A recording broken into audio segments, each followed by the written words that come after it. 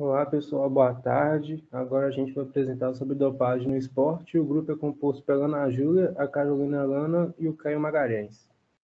Primeiramente, o que é o doping, né?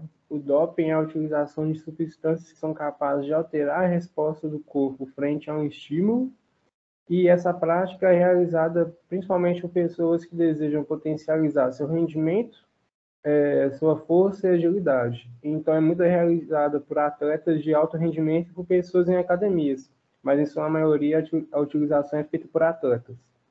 Dessa forma, as drogas para melhoria do desempenho no esporte, que são conhecidas como as PETs, elas são utilizadas para aumentar a tolerância à fadiga ou para aumentar a velocidade de recuperação de lesão tecidual gerada pelo exercício, por exemplo, mas também ela pode ser usada para perda de peso. Então, agora nós vamos destacar alguns fatores históricos e alguns casos que já aconteceram ao mundo. Já no século 3 a.C., os atletas olímpicos gregos usavam estimulantes como, por exemplo, conhaque, vinho, cogumelos e alucinógenos. Já em Roma, os gladiadores usavam desde a cafeína até o ópio. E uma curiosidade é que, enquanto trapacear em Roma era severamente punido nos Jogos Olímpicos, com penalidade até mesmo da escravidão, a melhoria do desempenho com substâncias não era considerada um tipo de fraude, então não havia punição nessa época. Só que, no entanto, o primeiro caso de doping que foi relatado ocorreu apenas em 1886, em que um ciclista inglês morreu de overdose por trimetil em uma corrida que aconteceu em Paris. No século XIX, o Elixir da Vida, de Charles Edward, que é esse daqui, tornou-se a primeira droga conhecida para melhorar o desempenho, que consistia de testosterona drenada de gônadas de cães, coelhos, ovelhas, porcos da Índia e outros tipos de animais. Ela ficou famosa quando o jogador de beisebol muito famoso, que é o Galvin, que é esse daqui, ele ganhou uma partida após ter usado essa droga. Um pouco mais à frente, no século XX, já nadadores, corredores de longa distância e ciclistas, eles começaram a usar as receitas de doping especiais. Por exemplo, na maratona olímpica que aconteceu em 1904, o treinador de Thomas Hicks, que é esse, ele administrou 2 injeções de sulfato de estrecnina e foi seguido por grandes copos de conhaque no atleta. Ele venceu a corrida naquela época que aconteceu na Olimpíada, mas quase perdeu a vida como efeito desse uso. O consumo de drogas, então, ao passar do tempo, essas drogas estimulantes, elas se popularizou cada vez mais. Já na Segunda Guerra Mundial, era muito comum o uso de anfetaminas entre os soldados. E durante a guerra, para ajudar na moral, havia equipes de futebol no exército, partidas de boxe da Marinha e outros eventos esportivos, sendo bem comum o uso desses tipos de estimulante por essas pessoas. Já em 1978, na Guerra Fria, os atletas da Alemanha Oriental em todos os esportes, exceto a vela, estavam amplamente recebendo os esteroides anabolizantes. Só que nos Jogos de Verão de 1976 e 1980, curiosamente, né, nenhum atleta da Alemanha Oriental testou positivo para as drogas. E eles, no total, receberam 216 medalhas nessa Olimpíada, sendo 87 delas de ouro. E estima-se que, no fim, 10 mil ex-atletas da Alemanha Oriental ficaram marcados pelo abuso desse tipo de droga. A partir do tempo e pelos Jogos de 1964, a melhora surpreendente de força de muitos atletas era impossível de ser ignorada. Então, em meados de 1960, os esteroides estavam amplamente sendo utilizados por atletas em todos os esportes em todo o mundo. Já que no campo de treinamento pré-olímpico, cerca de 1/3 de toda a equipe de corrida dos Estados Unidos tinham usado esteroides pela vida pelo menos uma vez. Enfim, quando começou a ocorrer a testagem, né? Foi apenas com a morte de 2 atletas em 1960 e 1964 por doping que o COI, que é o Comitê Olímpico Internacional, passou a controlar o uso desse tipo de substância no esporte. Então, a partir das Olimpíadas que ocorreu em 1968 no México, o exame antidoping passou a ser obrigatório em todas as Olimpíadas. Então, a partir do aumento generalizado do uso desse tipo de substância, Foi então que a iniciativa liderada pelo COI, em 1999, criou a Agência Mundial de Antidoping. Ela é uma agência internacional independente, ela é composta e financiada pelo movimento esportivo e pelos governos de todo o mundo, e responsável por controlar, realizar os testes de antidoping nos esportistas. Ela possui um tipo de lista que é chamado de lista de substâncias proibidas, que é atualizada anualmente com substâncias que se enquadram em critérios de inclusão, sendo esses critérios sempre modificados. Então, uma substância que, por exemplo, não entraria esse ano na listagem, pode entrar no ano que vem, porque ela é atualizada constantemente e é sempre enquadrada a novas substâncias. Agora eu vou dar um exemplo que aconteceu em 1988, que nos Jogos Olímpicos de Verão, o velocista canadense Ben Johnson, que é esse aqui do meio, ele ganhou a prova dos 100 metros rasos. Mas quando houve um teste de drogas subsequente, encontrou estanazol em sua urina, e ele foi desclassificado e o ouro ficou com o velocista norte-americano Lewis, que foi o vice-campeão, que é esse da esquerda. Então, o tempo passou. Em 2003, foi revelado que o Lewis ele estava também entre os atletas que tinham sido reprovados nos testes de drogas de 1988. Então, ele havia testado positivo para estimulantes e broncodilatadores e deveria ter sido desclassificado nessa época. Mas, como ocorreu em 2003 os testes, a quantidade de drogas que foi encontrada em 1988, que foi quando aconteceu a corrida, não teriam desencadeado um teste positivo em 2003, que foi quando eles revelaram que o Lewis ele estava sob efeito dessas substâncias também. Por isso, mesmo com essa revelação, ele foi autorizado a manter o seu título, sendo reconhecido como um dos maiores escândalos que já aconteceu relacionados ao doping no mundo. Agora, dessa parte, eu acredito que a maioria do pessoal deve lembrar do que aconteceu nas Olimpíadas de 2016, em que a Associação Internacional de Federações de Atletismo ela barrou a equipe da Rússia de competir às Olimpíadas de 2016 no Rio de Janeiro. E isso foi por causa de um programa de doping que foi endossado pelo próprio governo russo e impediu, por exemplo, a bicampeã olímpica de salto com vara e Helena de participar dessa época.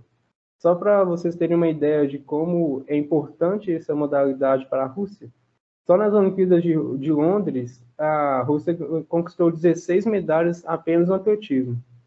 E com isso a gente pode perceber que mesmo atualmente ainda existem muitos casos de dopagem no esporte.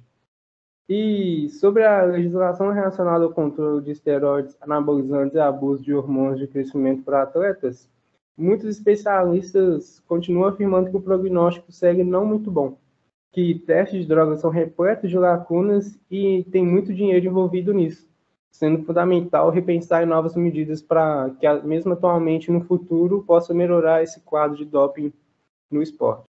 O doping é uma questão de ética e viola os princípios e os valores do esporte. Isso por quê? Vamos pensar. Durante uma maratona, por exemplo, se um participante utilizar uma substância que vai reduzir a fadiga dele, ele vai conseguir performar melhor, certo? Ele vai ficar menos cansado e vai conseguir manter a velocidade, por exemplo. Então, não seria justo com os demais participantes que não usaram nenhuma substância. Por isso, o doping é uma prática antiética. Então, foi desenvolvido o Programa Nacional Antidopagem. Ele é um documento técnico que atende às exigências do Código Mundial Antidopagem. E assim, ele tem como função proteger o direito fundamental dos atletas em participar do esporte de forma livre de dopagem e assim promover a saúde, a justiça e a igualdade. Para isso, ele é dividido em 5 eixos. O eixo educacional, que é responsável por conscientizar, prevenindo as violações às regras. O eixo de dissuasão, que tem como função desestimular potenciais casos de dopagem. O eixo de detecção, que protege o atleta limpo ao flagrar uma violação, despertando a consciência. O eixo jurisdicional, julgando aqueles que tenham cometido uma violação. E o eixo de governança e conformidade, que deve liderar estrategicamente, cumprindo os princípios constitucionais. Mas quais seriam as substâncias proibidas? Existe uma lista que especifica todas essas substâncias. Essa lista é um padrão internacional obrigatório que faz parte do Programa Mundial Antidopagem.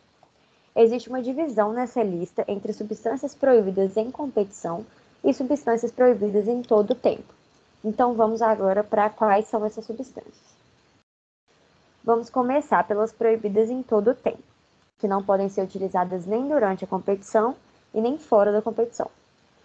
O primeiro grupo de substâncias são os agentes anabolizantes, que são substâncias derivadas do hormônio masculino, a testosterona. Eles são capazes de induzir o aumento no tamanho dos músculos, além de aumentar a força e a potência muscular. Assim, os atletas que precisam utilizar força, como lutadores ou pessoas que frequentam academias, são os que mais costumam usar. Porém, qualquer agente anabolizante como esteroides, androgênicos, anabolizantes ou substâncias que possuem uma estrutura química similar ou efeito biológico similar são proibidos em todo o tempo. Agora, falando dos efeitos colaterais dessas substâncias, fisiologicamente pode ocorrer surgimento de acne, pode causar danos no fígado, atrofia do crescimento e interrupção na puberdade em crianças. Já psicologicamente, podem ocorrer um aumento na agressividade e no apetite sexual, que pode levar a comportamentos anormais. Além disso, quando os esteroides anabólicos têm seu uso interrompido, eles podem levar a um quadro de depressão. Diferenciando agora os efeitos colaterais nas mulheres e nos homens, os homens podem desenvolver tecido mamário, ter os testículos diminuídos, pode causar impotência e também calvície. Já nas mulheres, a voz pode engrossar, os seios param de se desenvolver, ocorre o crescimento de pelo no rosto, crescimento do clitóris e leva a um ciclo menstrual anormal. O segundo grupo de substâncias são os hormônios peptídicos, os fatores de crescimento, substâncias relacionadas e miméticos. Nesse grupo estão incluídas eritropoetinas e agentes que estimulam a eritropoiese, hormônios peptídicos e seus fatores de liberação, fatores de crescimento e moduladores de fatores de crescimento. De uma forma geral, os efeitos fisiológicos que hormônios podem causar são hipertensão, leucemia, anemia, derrame, parada cardíaca, feminização e problemas na tireoide. Falando um pouco mais sobre a eritropoetina, ela é um hormônio sintético capaz de aumentar a quantidade de hemácias e a oxigenação das células, o que aumenta a capacidade aeróbica e a resistência dos atletas. E por isso ela é utilizada. Como efeitos colaterais, ela pode causar o aumento da viscosidade sanguínea e da probabilidade de uma parada cardíaca, além de ser capaz de causar embolia pulmonar e convulsões. Agora, mais especificamente sobre o hormônio do crescimento humano, ele pode causar fortes dores de cabeça, perda de visão, acromegalia, falha cardíaca, diabetes, tumores e artrite paralisante. Outro grupo de substâncias proibidas em todo o tempo são os hormônios e moduladores metabólicos. Esses incluem os inibidores da aromatase, substâncias antiestrogênicas, agentes que impedem a ativação do receptor de ativina 2B e moduladores metabólicos. O próximo grupo é constituído pelos agonistas beta-2, que em níveis altos no sangue podem resultar numa melhora no desempenho. Portanto, são proibidos em todo o tempo os agonistas beta-2 seletivos e não seletivos, incluindo os isômeros óticos, mas existem algumas exceções. Com relação aos efeitos colaterais, podem ocorrer palpitações, dores de cabeça, transpiração, náusea, câimbras e nervosismo. Por último, temos o grupo dos diuréticos e agentes mascarantes. Esse grupo de substâncias também pode causar vários efeitos colaterais, como desidratação, câimbras, tonteiras ou desmaios, queda na pressão cardíaca e perda da coordenação e do equilíbrio. Mas de uma forma mais específica sobre os diuréticos, quando utilizados sem supervisão médica, podem resultar em redução de potássio. Agora falando sobre os métodos proibidos em todo o tempo, temos a manipulação do sangue e dos seus componentes.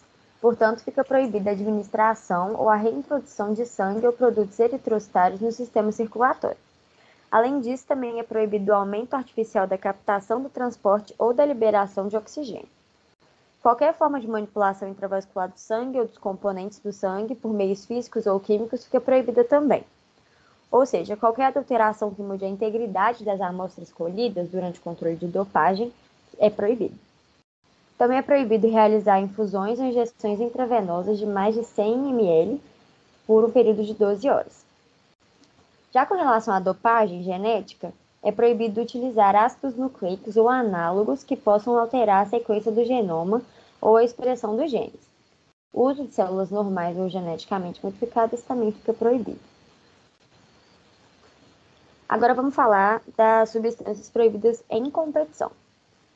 O período considerado como competição, ele começa antes da meia-noite, ou seja, começa às 11h59 da noite do dia anterior da competição e ele termina no final da competição, depois que a coleta de amostra for feita. Então, as substâncias proibidas elas não podem ser utilizadas durante todo esse período. O primeiro grupo de substâncias proibidas em competição são os estimulantes. Eles induzem o aumento da atividade cardíaca e do metabolismo. Podem diminuir o limiar da dor e conseguir os mesmos efeitos da adrenalina. Todos os estimulantes, incluindo os isômeros óticos, são então proibidos, além de substâncias com estrutura química ou efeito biológico similar, mas existem também algumas exceções. Com relação aos efeitos colaterais, tem que pode ocorrer insônia, ansiedade, perda de peso, dependência e vício, desidratação, tremores, aumento do risco de derrame, ataque cardíaco e arritmia cardíaca. As próximas substâncias são os narcóticos, e podemos exemplificar pela morfina.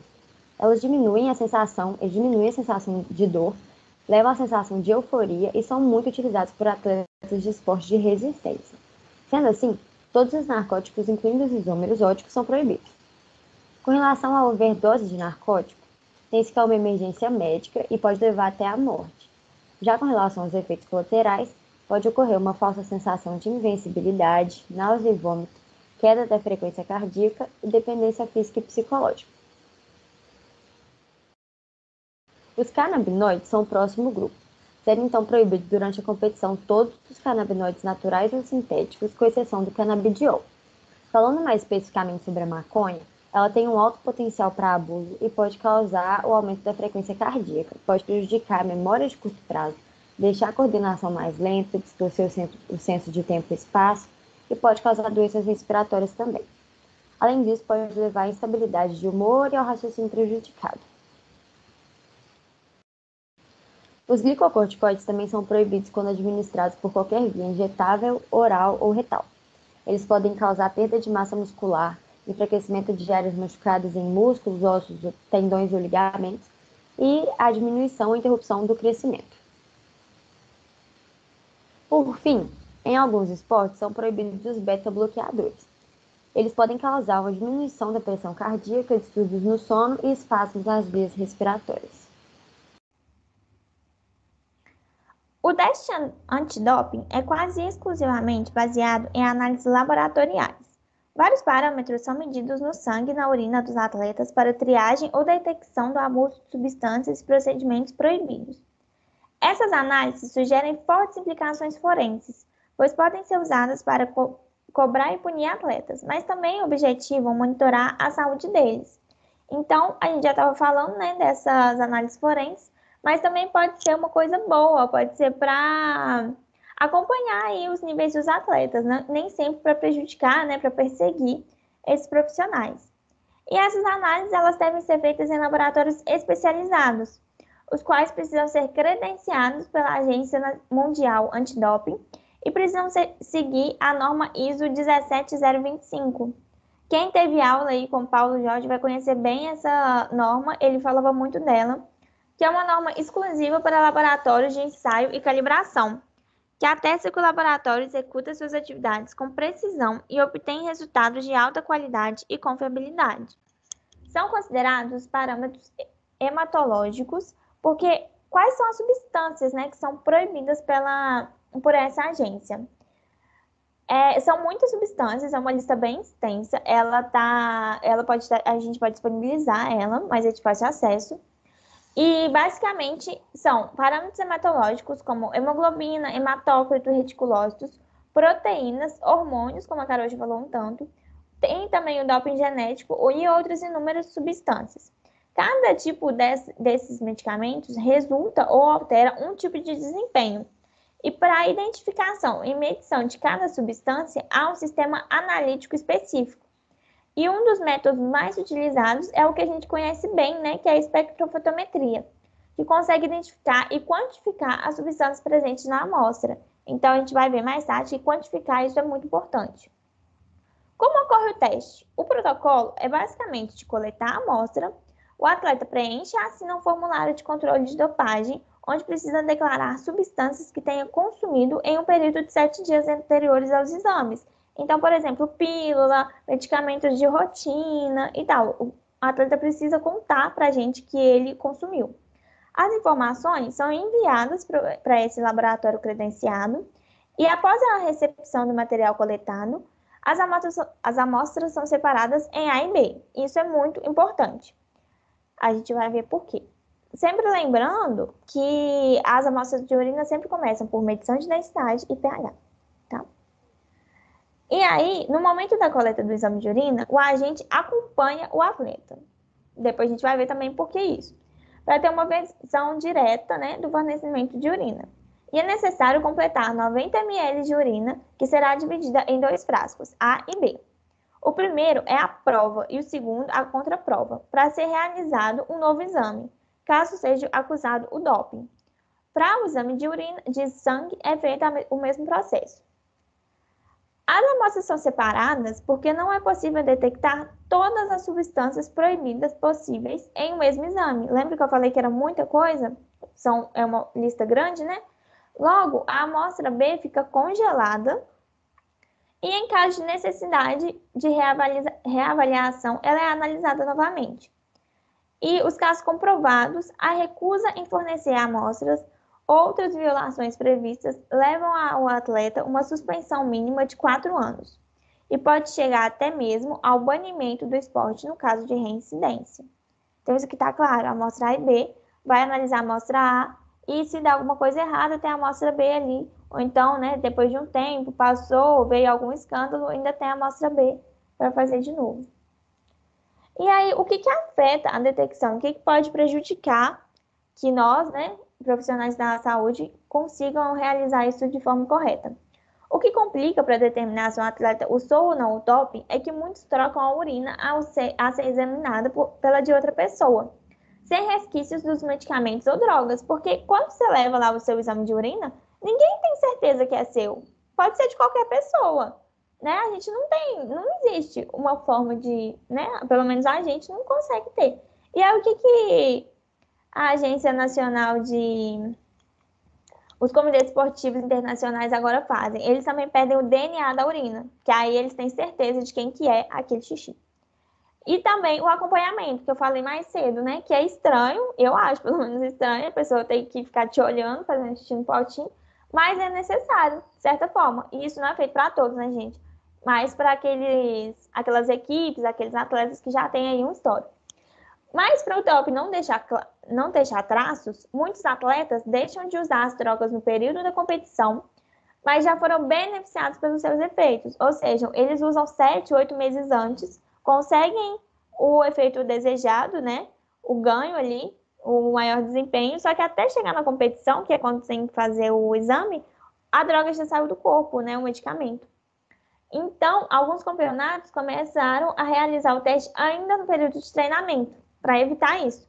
Por isso, a testagem fora de competição é muito importante, é uma das estratégias mais relevantes para não somente garantir a proteção da saúde dos atletas, que a gente viu que a Carol falou quão é prejudicial, mas para manter o esporte livre da prática de dopagens. Só que para isso é fundamental que a organização antidopagem consiga localizar os atletas. E aí já vem mais um desafio, porque isso tem que ser sem aviso prévio, né? É como se fosse de surpresa.